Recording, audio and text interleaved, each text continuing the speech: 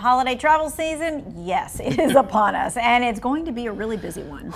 It's not going to be quite pre-pandemic, but AAA experts say it will be one of the busiest in years. But Americans will be paying a lot more this year, too, to get to their Thanksgiving destinations. Chris Van Cleve explains. Be it by car, by train, or by plane, the Thanksgiving travel rush is about to take off like it's 2019. Mariah Pollard is heading to North Carolina. Our family's getting older and we don't have that many opportunities to all get together. AAA expects nearly $55 million to travel 50 miles or more this year, the third busiest Thanksgiving on record. Most will drive, but flying will climb nearly 8% over 2021. Trips by train, bus, or cruise ship will jump 23%, but it will all cost more. With the desire for people to get back together with loved ones, they're going to do it no matter what the cost. Gas prices are up on average 34 cents a gallon over last year. Hotels up 6%.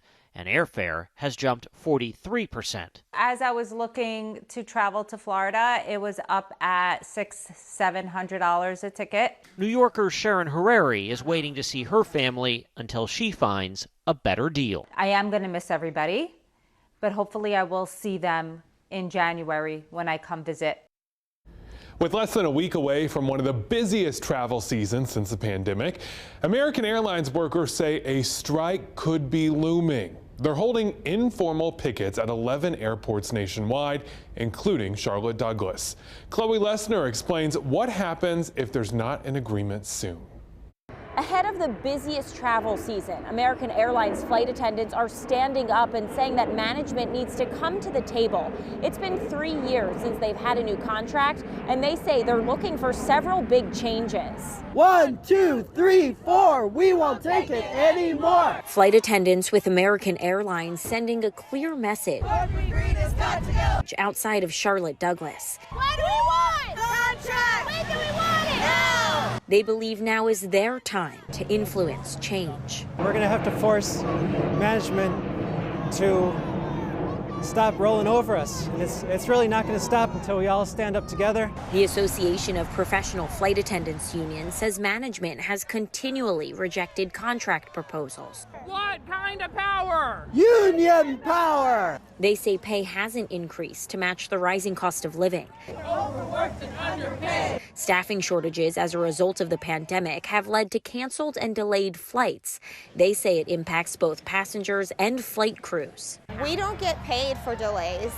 We are just as upset about them as passengers are. We're only paid for our flight time. So when we're out in the airport for a day and a half, sitting around, we're not getting paid. So it's hard on us as well. And we want those flights to go out on time. Because of the Railway Labor Act, there's a long process management and the union would have to go through before a strike could be possible. Many say they're hoping to avoid that, but won't back down on what they say are necessary changes to their work environment. We would really hate to inconvenience any passengers. We don't want this to be any uglier than it needs to be. We just have been pushed to our maximum. American Airlines released a statement saying in part they continue to work with the flight attendants union to come to an agreement and that today's informational picket will not have any impact on operations. Saving money, avoiding delays, both are big things on folks' minds if they plan to fly out. Now, if you haven't gotten your plane tickets as of yet, this is what experts say you need to know. But there are ways to save. Expedia revealed its annual Air Travel Hacks Report. Among the tips, the best day to fly for Thanksgiving is the Friday before or the day of. For Christmas, it's the weekend before. Christmas this year falls on a Sunday, so if you leave on the Friday before Christmas, you're not going to be in good shape at all. CBS News senior travel advisor Peter Greenberg says he often flies on Thanksgiving morning. Get there in time to carve the turkey. And then while everybody's stuck at the mall on Friday, on Black Friday, you go home on Friday, you can go bowling on that plane. There's nobody on that plane. That makes sense. Right? Another tip from Expedia, buy your airfare on Sundays. That will save you about 5% on domestic flights and 15% on international flights. Business travel is starting to come back. Fares will stabilize on Sunday. You'll get the lowest deals then. Travel experts say the worst days to drive on the road for Thanksgiving are the day before the holiday and the Sunday after. AAA estimates about 48.7 million people will be on the road this Thanksgiving. That's slightly more road trippers than last year, but still less than before the pandemic. Road trips can really test your patience. That's why the last time I drove to see the family, I tried to find some ways to make it better for all of us.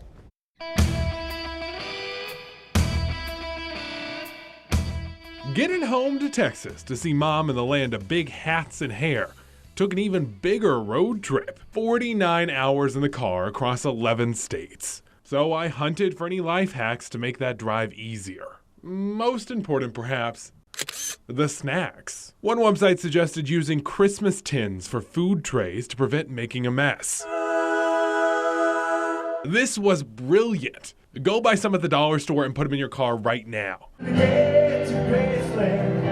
Next, makes it easier to stop the drive and explore local dives, like this live music spot in Memphis. You can always remember where you parked your car by using your iPhone's map program.